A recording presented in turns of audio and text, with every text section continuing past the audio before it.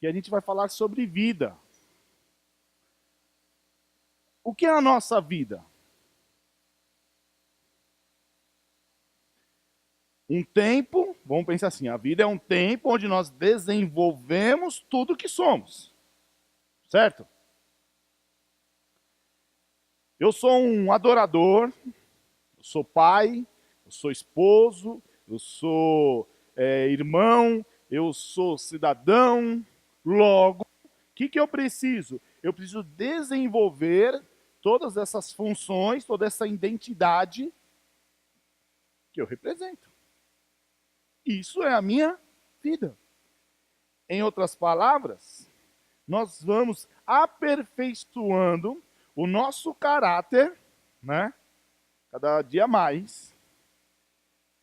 A gente vai aperfeiçoando o discernimento, nós vamos aperfeiçoando nossas funções, o entendimento de nossas funções, ou seja, nós vamos amadurecendo.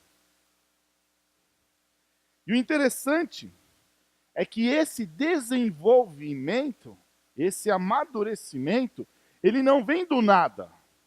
Ele tem sempre um ponto de partida, ou ele tem algo que serve como referencial, como padrão, como modelo. E esse modelo, a gente encontra onde? Além de nós estarmos falando da palavra do Senhor, o exemplo do Senhor Jesus Cristo, mas também temos irmãos que estão registrados suas vidas na palavra e que nos servem então de referencial, de exemplos bons, exemplos ruins, ou ambos, às vezes no mesmo texto, mas serve de modelo para nós. Sendo assim, a vida de uma pessoa, pode ser a minha, pode ser a sua, a vida de cada pessoa é uma escola. Enquanto você está aprendendo, está amadurecendo, você está servindo de referencial, de exemplo, de modelo. Sendo assim, nesse mês de julho, nós não estudaremos Marcos, nem Colossenses. Estamos estudando Colossenses pela manhã e Marcos à noite. Vamos dar um tempo em Marcos para você descansar um pouco sua mente e Colossenses pela manhã. E nós vamos estudar vidas. Para ser mais exato, nós vamos estudar personagens bíblicos. Então nós teremos pregações temáticas, né? E aqui biográficas de personagens da vida todo mês de julho. Começando hoje à noite, domingo que vem, pela manhã e à noite. E nós vamos fazer todo mês de julho personagens bíblicos. E qual o propósito de ter o mês de julho esse estudo? Olharmos essas vidas e aprendermos bons exemplos, e talvez alguns exemplos não tão bons assim, ou atitudes que foram boas, acertadas, e atitudes erradas, que nos servem como o quê? Como modelo para a gente tomar o devido cuidado. Então, meu irmão, minha irmã, o mês de julho vai ser um mês de muita edificação. Se você acompanhar, nós teremos, se eu não estiver enganado, são 9 personagens bíblicos estudados no mês de julho. E de vários tipos de personagens, várias vidas, com tempos diferentes e características diferentes, que vão nos ajudar hoje a sermos pessoas melhores. Pessoas mais perto do Senhor Jesus. Pessoas vivendo, então, acertando mais do que errando. Sendo assim, nesse mês nós teremos a série de mensagem Lições de Vida, aprendendo com os grandes homens de Deus. Agora hoje, baseado no texto que nós lemos, de quem nós vamos falar? De José. Não é de José? Sim ou não? Eu acho que sim. Se você olhar o versículo 36, está escrito assim: José, um levita de Chipre. Não é esse? Também bem conhecido como Barnabé. Então, eu já estava pensando que era José do Egito, né, no Novo Testamento. Como que pode, né? Isso aí, né? Seminarista que gosta de fazer isso, né? Eles dão uma deslocada nos textos. Lógico que não os nossos, mas de outras igrejas, é óbvio. Mas vamos lá, nós vamos estudar Barnabé. Agora, Barnabé, então, como nós falamos, ele era um levita, natural da onde? Chipre. Chipre era uma cidade grande, não era isso? Era o quê?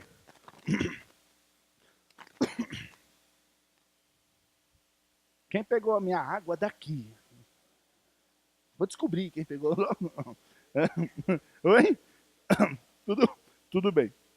Seu nome era José, e só que os apóstolos, né, o chamavam de Barnabé, e ele ficou conhecido como Barnabé, e conhecido aqui, a ideia de o filho da consolação ou exortação, ou como está aqui na versão que o irmão leu, que é encorajador. Então, deixa eu virar esse microfone. Nós vamos falar desse homem, que foi um dos grandes homens da igreja primitiva. Pra você ter uma ideia, o nome dele é mencionado 29 vezes em Atos. E 5 vezes nas cartas paulinas. Barnabé foi companheiro de quem? De Paulo. E aí, principalmente, ou exclusivamente, em sua primeira viagem missionária. Depois você lê lá Atos capítulo 13, que vai apresentar isso, né? Agora, qual foi a obra de Barnabé? A primeira menção que nós temos de Barnabé é aqui em Atos 4. Já acabou de ler, nós vamos ler daqui a pouco novamente. E onde aqui é exaltada a sua generosidade para com a obra. Barnabé, e aí, provavelmente ele é o grande líder da igreja em Antioquia, e ele buscou, olha só o que ele fez, ele buscou e acompanhou Saulo. Quem era Saulo? Quem era Saulo? Paulo, mais tarde, então, vai ser chamado Paulo. E aí, sendo fundamental no desenvolvimento do cristianismo na vida de Paulo. Devido à sua boa reputação, né, de realmente ser um homem piedoso e servo do Senhor Jesus, ele foi capaz de... Opa, tá vendo? Muito obrigado, hein? Deixa eu ver se é boa mesmo. Boa. Se fosse de manhã, a gente nem precisava, né, beber aqui, né? Brincadeirinha para relaxar. Voltando. Então, olha só. Então, ele foi capaz de acalmar os cristãos que estavam em Jerusalém. E quando souberam que Paulo, né, chegou em Jerusalém, ninguém queria ir lá falar com Paulo. Porque Paulo era o quê? Perseguidor. Vou falar um pouquinho mais daqui a pouco. Mas veja, Barnabé, por causa da sua boa reputação como cristão, ele foi o intermediário ali. Ele foi, junto com Paulo, um dos organizadores daquela ajuda para Jerusalém, no momento que houve a fome, que tanto precisaram ali em Jerusalém. É interessante que em Atos 13 também mostra que tanto Barnabé quanto Paulo, eles foram separados pelo Espírito Santo para fazer missões, para serem enviados. E também não podemos esquecer que Barnabé, ele ficou bem conhecido, que ele defendeu João Marcos, né? Quando Paulo não quis levá-lo ali na segunda viagem missionária. Então essa foi a obra de Barnabé. Muito bem, só isso? Acabou? Não é bem assim. O que nós queremos fazer agora? Quais lições tiramos da vida de Barnabé? E para isso, eu comecei a estudar Barnabé e eu vi várias características. Pelo menos 5 eram simples de dizer aqui. Mas devido ao nosso tempo, nós vamos trabalhar apenas 2, que eu achei as mais importantes. Então, olhando para o texto novamente, lá Atos capítulo 4, versículos 32 a 37, está escrito assim, acharam? Da multidão dos que creram, uma era a mente e o coração. Ninguém considerava unicamente sua coisa sua coisa alguma que possuísse, mas compartilhavam tudo o que tinham. Com grande poder, os apóstolos continuavam a testemunhar da ressurreição do Senhor Jesus, e grandiosa graça estava sobre todos eles. Não haviam pessoas necessitadas entre eles, pois os que possuíam terras ou casas as vendiam, traziam o dinheiro da venda e o colocavam aos pés dos apóstolos, que os distribuíam segundo a necessidade de cada um. José, um levita de Chipre, a quem os apóstolos deram o nome de Barnabé, que significa encorajador, vendeu um campo que possuía, trouxe o dinheiro e colocou aos pés dos apóstolos. Muito bem.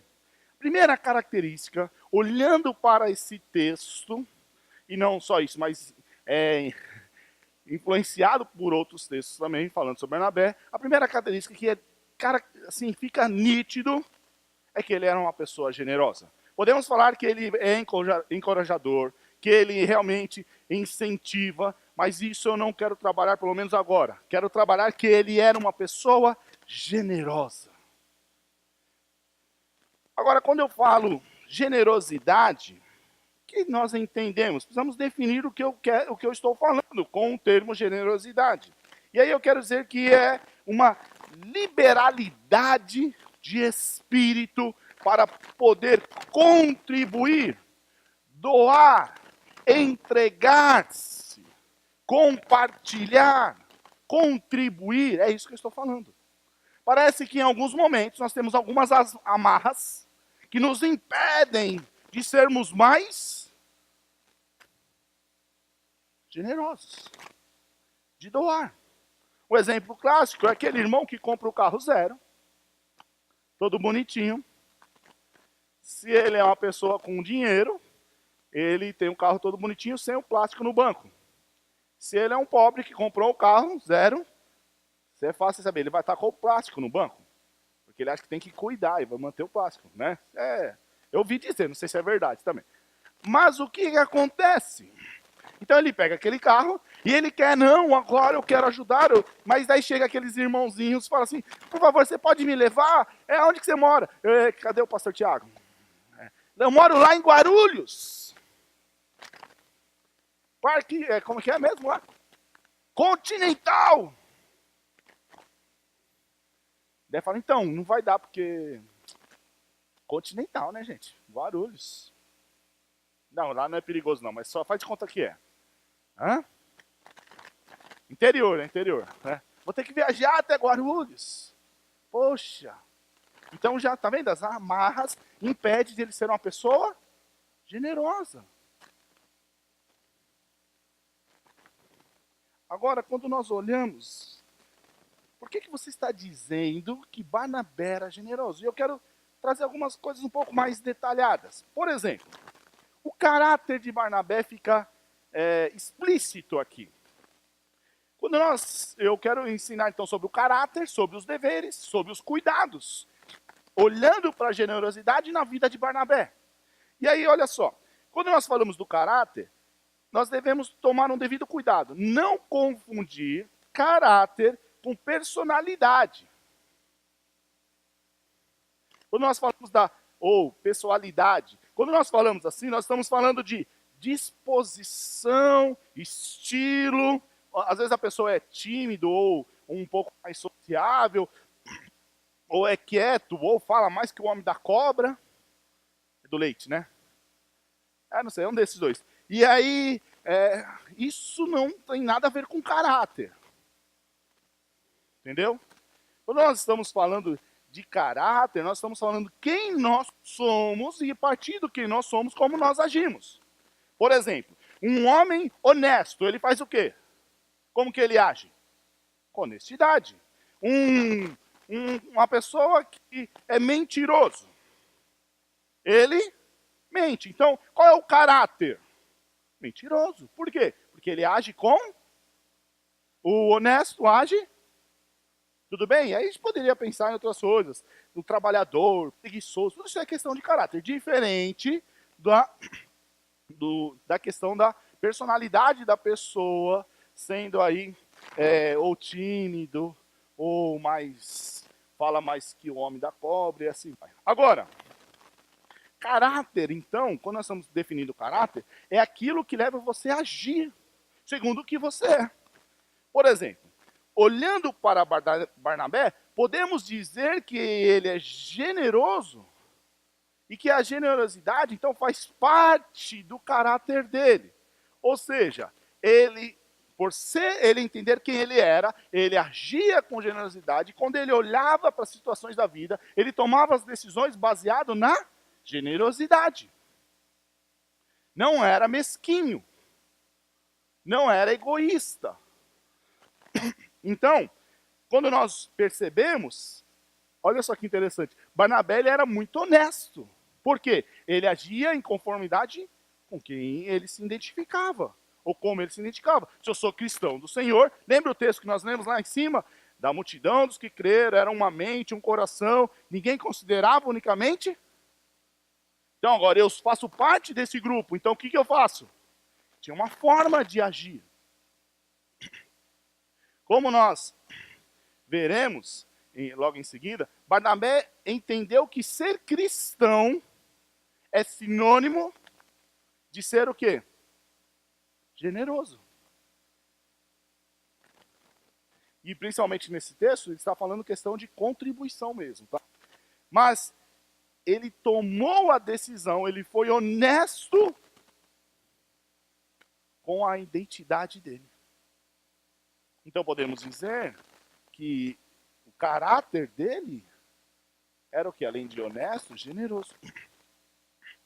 Também devemos entender que ser generoso, olhando para esse personagem, só é possível para cristãos que estão sendo moldados ao caráter de Cristo.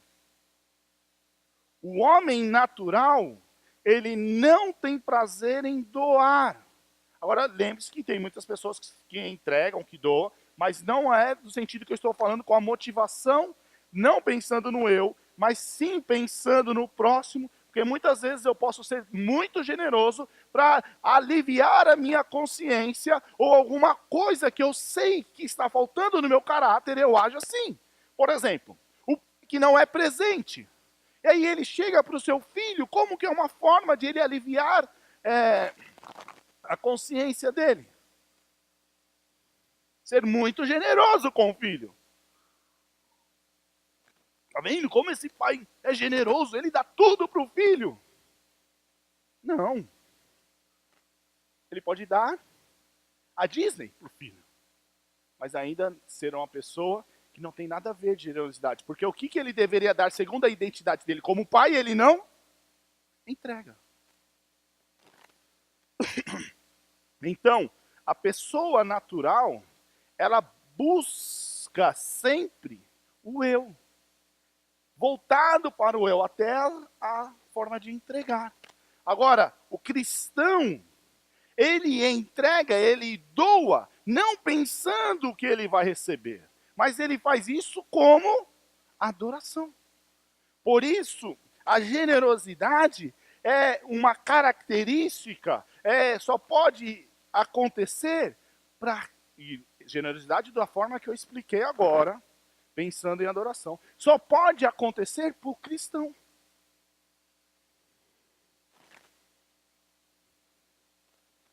Para o homem natural é muito difícil compartilhar sem pensar em receber nada em troca.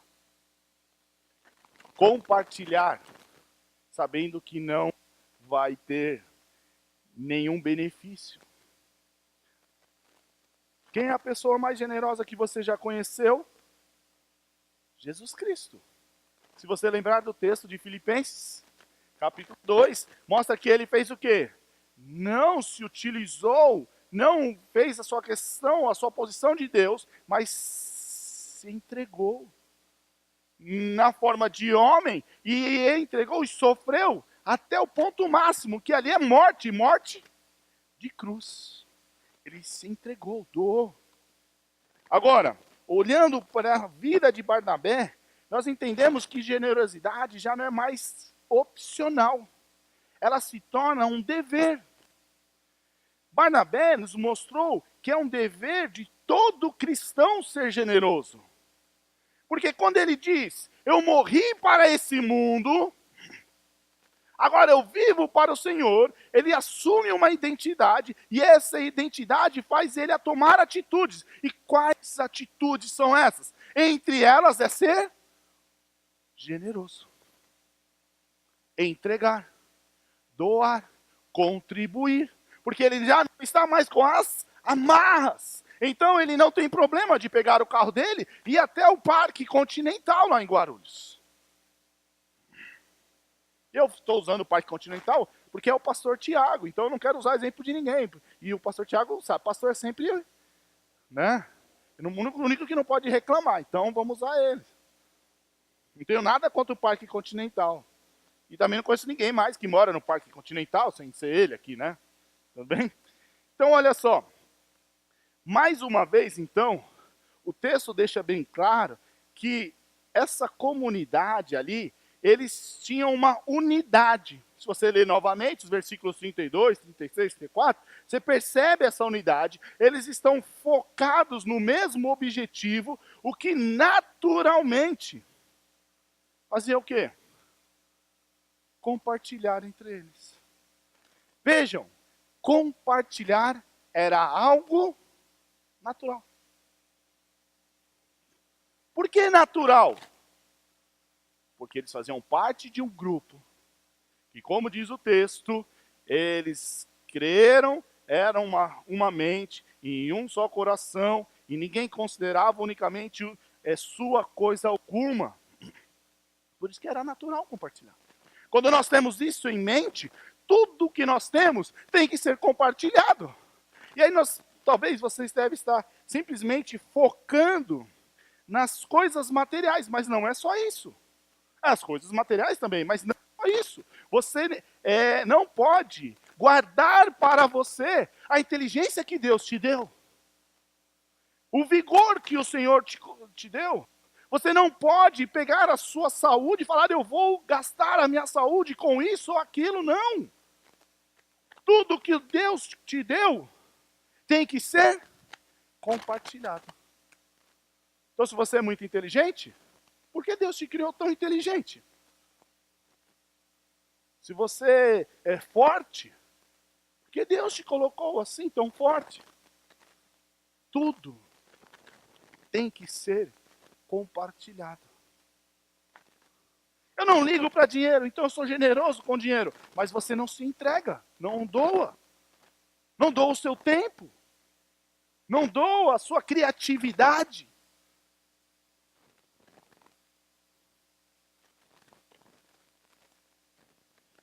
Não havia, o texto aqui, não havia necessitado entre eles. Por quê?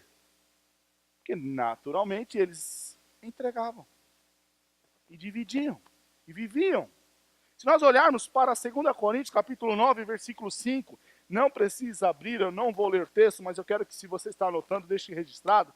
Ali mostra que a doação daquelas pessoas era uma expressão de generosidade esperada de quem? Daqueles que eram cristãos. Essa oferta seria enviada para Jerusalém, mas o que nos deixa claro é esperado. Quer ver? Eu vou tentar usar um exemplo bobo, uma ilustração boba, para ficar claro o que eu quero explicar. Vamos imaginar que na Lúcia, lá na casa da Lúcia, hoje é aniversário da Priscila, é a filha da Lúcia. E a Priscila acorda, ela levanta, chega na cozinha e encontra com a mãe. O que é esperado da Lúcia? Tá ficando velha, né? Não é isso? É esperado que a Lúcia abrace a primo, aquela coisa toda, né? Quem estava na minha sala já sabe que nós falamos sobre aniversário, né? Mas, por que é esperado? Onde está escrito isso? Qual lei que foi registrada isso? Qual cartório? Não! É esperado, porque a Lúcia é mãe da Priscila e se alegra em ver a sua filha passando pelas primaveras. Primaveras ficou legal, né? Então a generosidade aqui, em 2 Coríntios, diz que é esperada daqueles irmãos para com os irmãos em Jerusalém. É esperado. Então é esperado de nós que sejamos o quê? Generosos. Compartilhar.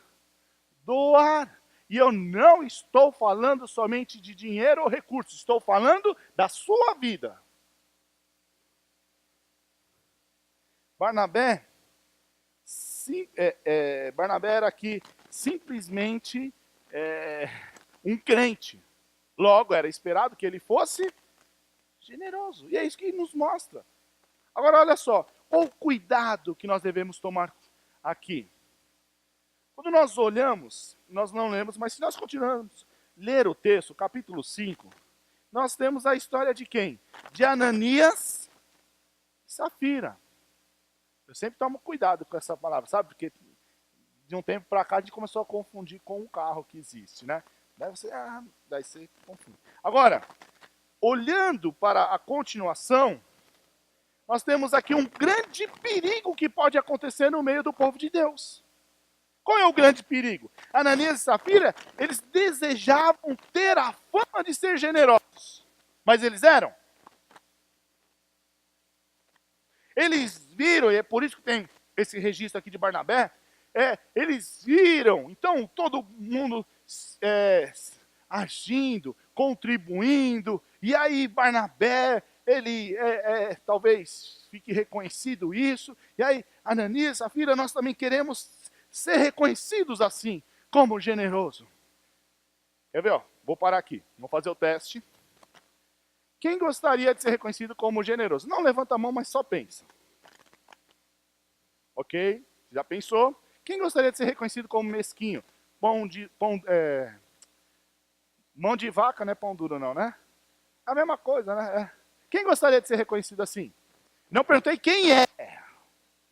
Estou falando quem, né? Ninguém quer ser reconhecido como mão de vaca. Vou começar a escrever esses negócios assim, porque na hora eu troco tudo, né? Então, olha só, ninguém gosta. Todos nós queremos ser reconhecidos como generosos. Agora, eles buscaram a fama de ser generosos, porém, era eu vou usar um termo aqui que ele é contraditório, tá? Eles buscaram uma generosidade mesquinha. É contraditória. Generosidade, mesquinho. O que é isso? Eles decidiram ser generosos, porque é esperado, já vimos isso, mas ao mesmo tempo, não tanto assim, né?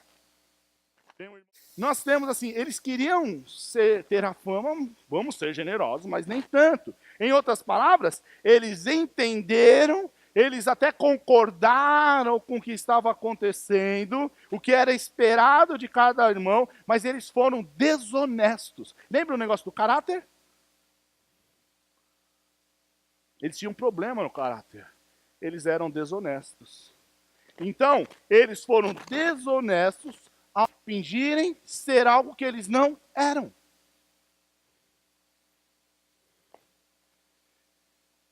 Da mesma forma, nós podemos agir, ou agimos assim hoje, nos dias atuais. Dizemos que a obra é a coisa mais importante da nossa vida, que vamos nos dedicar e fazer o que precisa, que nós vamos contribuir, que nós vamos apoiar, que nós vamos manter. Então cria-se uma imagem de que nós somos generosos, mas nem tanto, né? Mentimos no valor do dízimo. Se o dízimo quer dizer o que mesmo? E aí, então, peraí, né? Eu ganhei aqui 20 mil reais, vou ter que dar 2 mil de dízimo? É muito dinheiro, vou dar 1.000, olha só, já é dinheiro pra caramba pra igreja. Aí eu minto, finjo que eu sou generoso. Ou então, eu posso simplesmente não ser uma pessoa que tem prazer de ofertar para missões. A obra é a coisa mais importante, mas eu gasto dinheiro com todas as coisas, mas não quero gastar com a obra. Sou generoso. Não é. Está fingindo. Ah, não, eu sou generoso, mas eu não, está aqui a construção, não quero agir com a construção. Ou então eu vejo um irmão ali com certa dificuldade e eu não preciso passar pela igreja, eu posso chegar nesse irmão, cara, você está precisando, quer que eu pague a sua luz esse mês? Eu sei que você está sem emprego, ninguém precisa saber, eu pago a sua luz. Quanto que é essa luz? É 100 reais, daqui eu vou pagar para você. Não, eu sou generoso, eu não ligo para dinheiro. Isso é mentira. Ou então, eu sei que eu sou uma pessoa criativa, eu sei que eu sou uma pessoa inteligente, e aí aparece os slides lá do pastor, aqueles slides feios, com aqueles bichinhos errados, com aquelas ilustrações, a bolacha do último pacote, e eu sei fazer legal, eu não chego, pastor, você quer que eu faça seus PowerPoint? Por quê? Eu prefiro ficar vendo Netflix. Qual é a série atual agora? Qual que é a série? Casa de... É nada, meu, que já passou já. Você tá que nem eu, cara. Qual que é a nova? Ah lá, viu? Danilo, sabe? Viu? Mas não tem coragem. Não é o caso dele, tá? Não tem coragem. Pastor, eu vou gastar aí 40 minutos na minha semana fazendo usando a criatividade que eu tenho.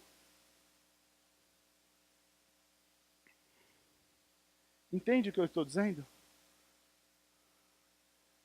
Eu não tenho criatividade, eu não tenho dinheiro, então eu estou tranquilo, o pastor não está falando comigo não. Não, mas você tem um braço forte.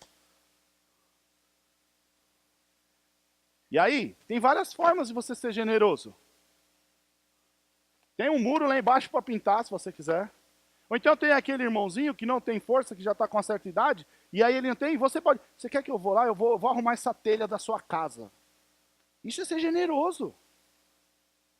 Isso é se doar, entregar, e não pensar na minha vida, eu tenho que fazer isso, eu tenho que fazer aquilo, e eu vivo única e exclusivamente para mim. Então temos que tomar esse cuidado. Eu sou generoso, sei bem, tenho inteligência, tenho criatividade, tenho força, tenho dinheiro, tenho... Mas só falar?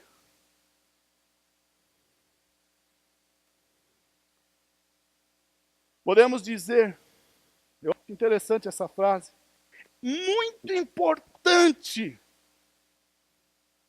mas prefiro gastar tudo que o Senhor me deu, e aí eu estou falando de recursos materiais e quem você é, mas eu prefiro gastar tudo que eu sou comigo mesmo.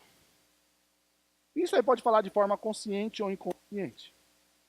Agora é óbvio que a generosidade de Barnabé aqui é vista e nós... Lembra que eu falei várias características que a gente poderia tirar dele? Está muito próximo, muito envolvida com compaixão, mas eu não vou tratar compaixão, só estou citando, né? E haja vista que Barnabé era assim, que ele, junto com Paulo, organizou aquela campanha para socorrer os irmãos em Jerusalém, quando houve fome naquela cidade. Depois você lê Atos capítulo 11, tudo bem? Muito bem, eu quero ir para uma segunda característica. Viu porque eu não fiz as 5? Até agora essa foi a primeira. Tem os que falam muito, os que falam pouco, né? Eu estou nos que falam mais ou menos.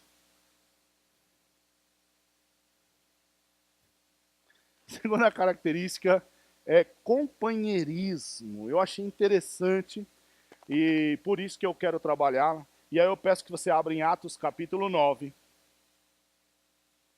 Atos 9, versículo 26 e 27.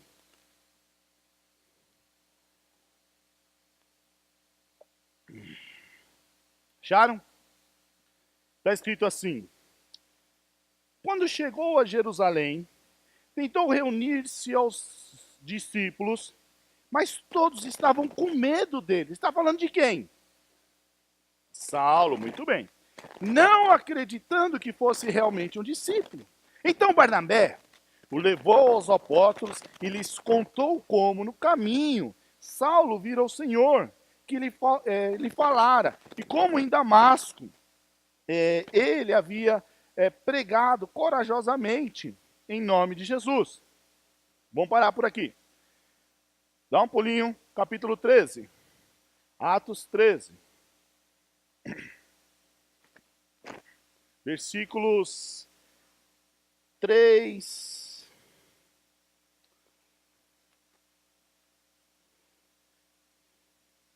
Vamos ler o versículo 2.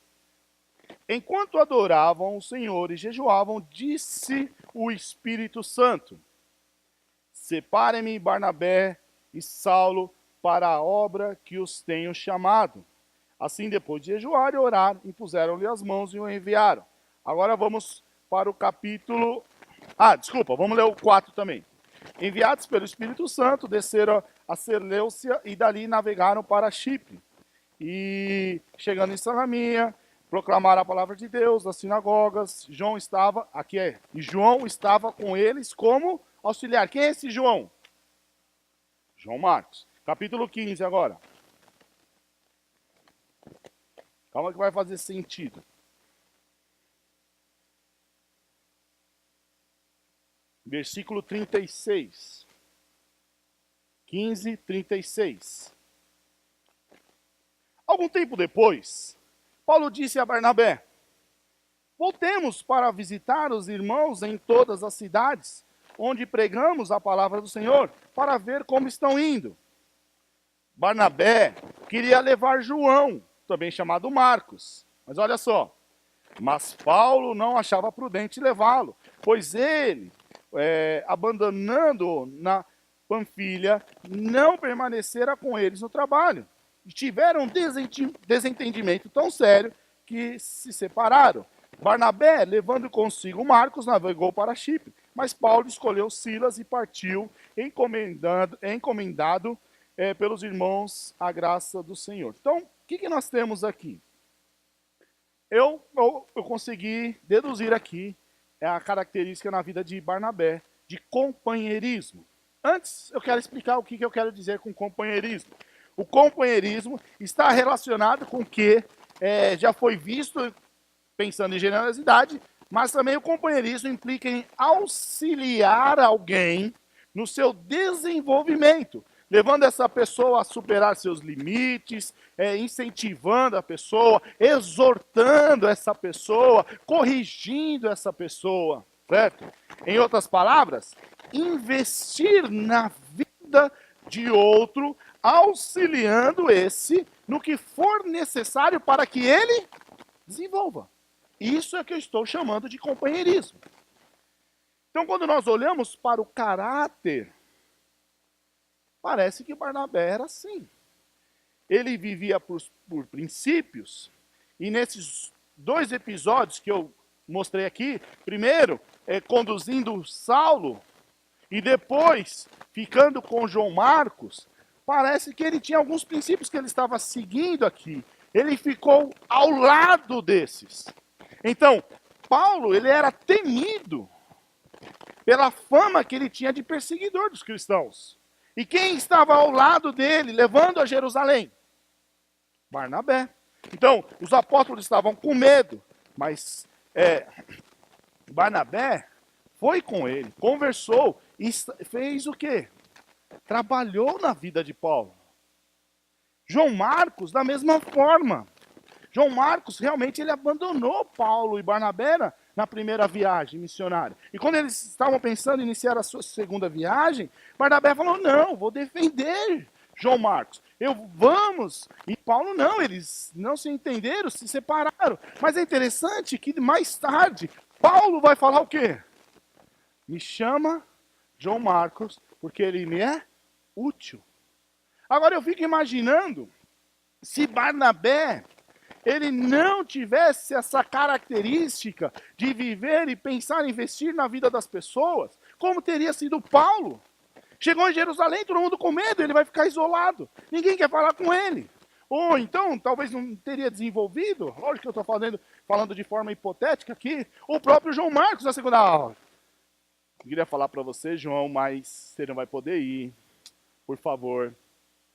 Valeu. Obrigado. Não, Barnabé ficou com ele, investiu na vida dele. Eu concordo que João Marcos errou. Agora, Paulo e Barnabé, eles se separaram, né? Tiveram várias, mas estavam crescendo. E interessante mesmo é que o trabalho de Barnabé, sendo companheiro tanto de um quanto do outro, fez com que eles crescessem. Como posso dizer, o companheiro, ser companheiro, é uma característica de quem está sendo moldado à mente do Senhor Jesus. Agora vamos fazer uma lógica aqui. Quando eu não tenho a mente de Cristo, eu me preocupo com quem? Comigo. Como está a minha vida? O que eu preciso fazer para eu desenvolver, crescer, melhorar? E lógico, todos nós estamos sendo transformados cada vez mais para isso. Mas quando eu sou de Cristo, eu olho para as pessoas e eu quero fazer o que com essas pessoas? Que elas sejam cada vez mais parecidas com Cristo. E aí eu começo a investir na vida das pessoas.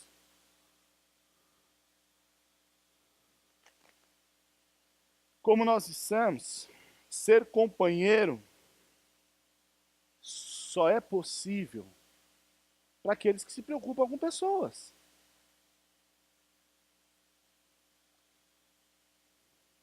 Que o foco não está mais no eu. Agora pense bem, meus irmãos. Você gostaria de ter um Barnabé do seu lado? Que estivesse te auxiliando. Na hora que você estivesse com medo, ele estivesse com você. Na hora que você fosse, não vai por aí não. Ele te incentivando, mas te exortando, te corrigindo. Você não gostaria disso? Fala a verdade. A pergunta é outra. Qual é? Você gostaria de ser um Barnabé?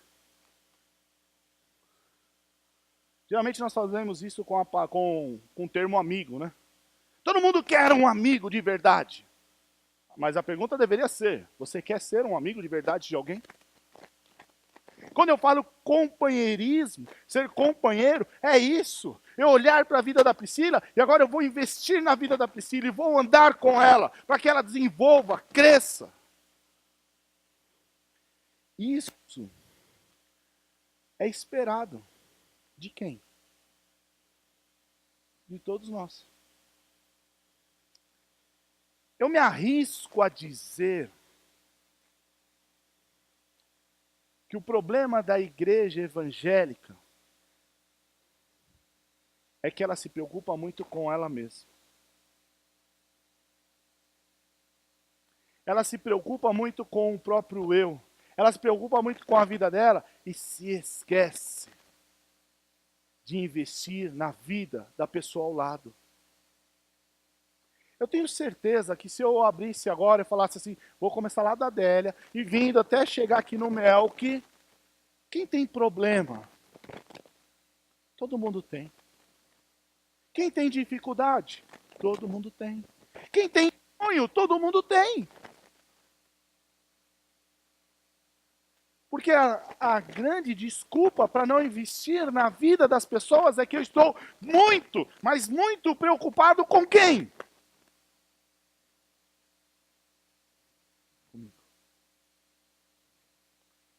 Será que eu vou conseguir aquela faculdade? Será que eu vou conseguir aquele trabalho? Será que eu vou conseguir trazer o pão no final do mês? Será que eu vou conseguir comprar a casa? Será que eu vou conseguir pagar o aluguel? E aí eu começo e a preocupação começa a ocupar um espaço onde eu só olho o eu. O que é esperado do cristão é que ele invista na pessoa. Por isso que eu estou colocando aqui como caráter olhando em Barnabé. Porque Barnabé, ele investia nas pessoas, ele era companheiro. E é interessante, que de certa forma até constrangedora, os exemplos de homens de Deus, como nós vamos estudar no mês de julho, que fazem com que sejamos cada vez mais unidos, que fazem com que, opa, pera, é verdade, ele fez, ele conseguiu, e nós vamos fazer também. Ou seja, quando nós olhamos para a vida desses homens, não nos resta outro caminho a analisar a nossa vida e buscar fazer o que é certo. Ser companheiro não é uma opção para aquele que deseja agradar o Senhor. Ah, eu quero viver para o Senhor, mas só pensa em você. Está tudo errado. Só pensa no seu trabalho. Só pensa no seu estudo. Isso não encaixa. Ser companheiro é consequência, resultado de uma vida voltada para servir ao próximo. Agora, perguntaram para o Senhor Jesus qual o grande mandamento, ele falou o quê? Amai a Deus e depois, o próximo como a ti mesmo. Podemos então destacar que é dever nosso ser companheiro. Todos nós, em todos os relacionamentos, devemos ser companheiros. E aí você deve fazer a avaliação e perguntar para si: você é um bom cônjuge? Você é um bom pai? Você é uma boa mãe? Você é um bom filho?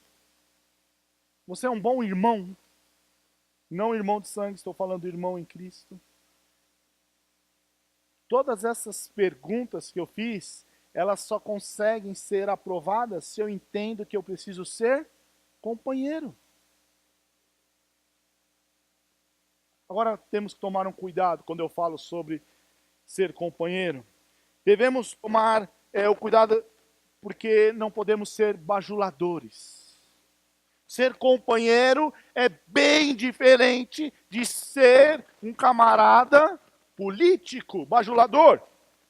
Temos vários textos que nos mostram que devemos tomar cuidado com isso, que isso é uma armadilha. Se você está anotando, anote aí Provérbios 29:5, que ele diz que aquele que está bajulando, ele está armando o que para ele?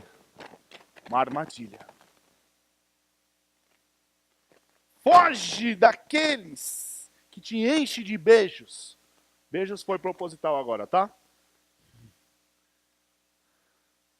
Foge daqueles que qualquer motivo te dá um tapinha nas costas.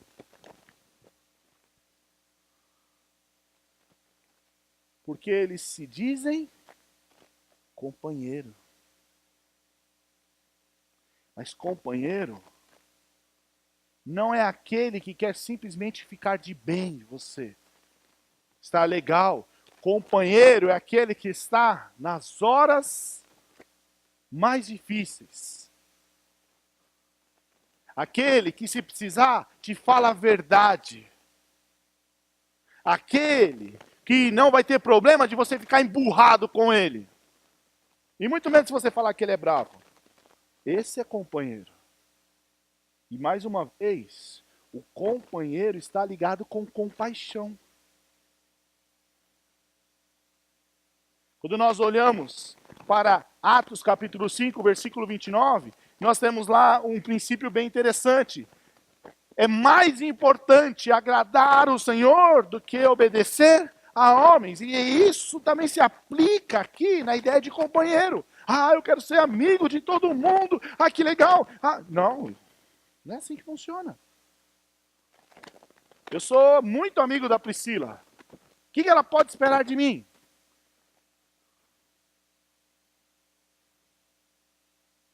Além de incentivo, mas exortação. Eu sou tão amigo que eu não quero vê-la trilhando um caminho onde pode ir para o abismo. Ou que eu sei que mais tarde vai fazer ela sofrer.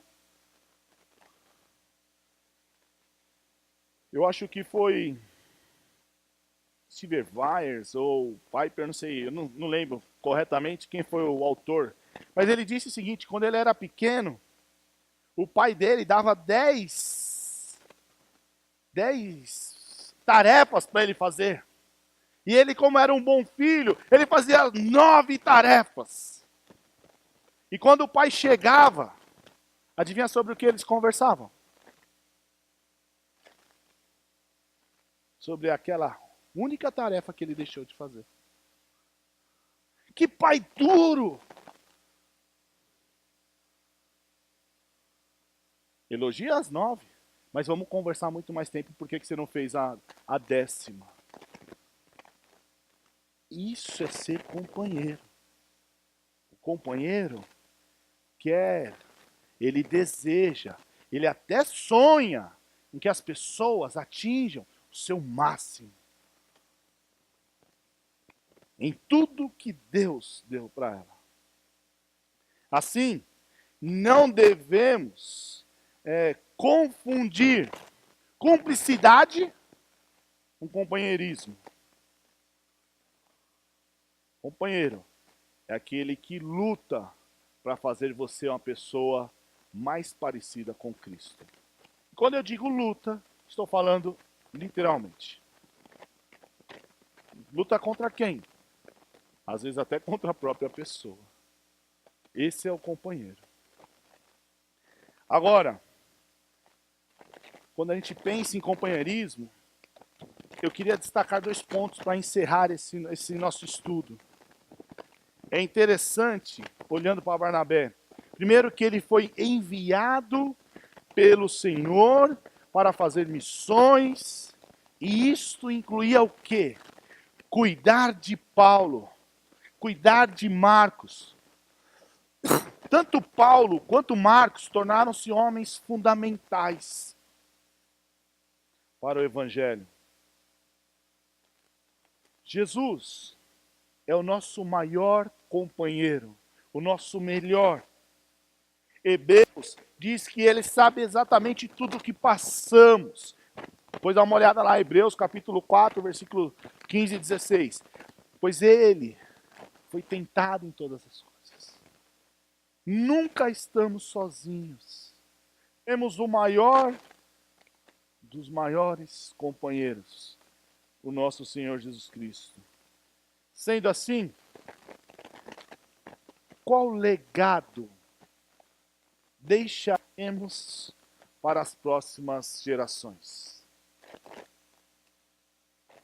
O que será dito de nós quando partimos? O que será dito no seu culto fúnebre? Então, imagino eu fazendo seu culto fúnebre.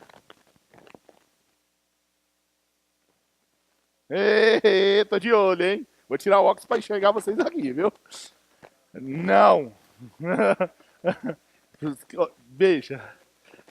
Você no seu culto, né? Você, né? No culto fúnebre, assim, tá, olha só. E eu ali falando, eu vou falar o que de você? Priscilinha, que foi até agora o nosso exemplo, vai continuar aqui. Priscilinha, gostava tanto dela? Não. O que nós vamos dizer dela? Tá bom, Priscilinha não. O que nós vamos dizer da Lúcia? Ai, meu Deus, ela falou. Severiano. Nem falei de você hoje, né, Sérgio? Da Tânia, do Gabriel, do Tiago, da Letícia. O que nós vamos dizer de você? Quando olharmos para a sua vida, quais lições nós vamos ensinar às outras pessoas? Porque como eu disse no início, toda a vida é uma escola, onde você está aprendendo, mas também onde você vai servir de exemplo. Pode ser exemplo bom, pode ser um exemplo ruim. Mas todos nós, quais lições de vida será ensinado?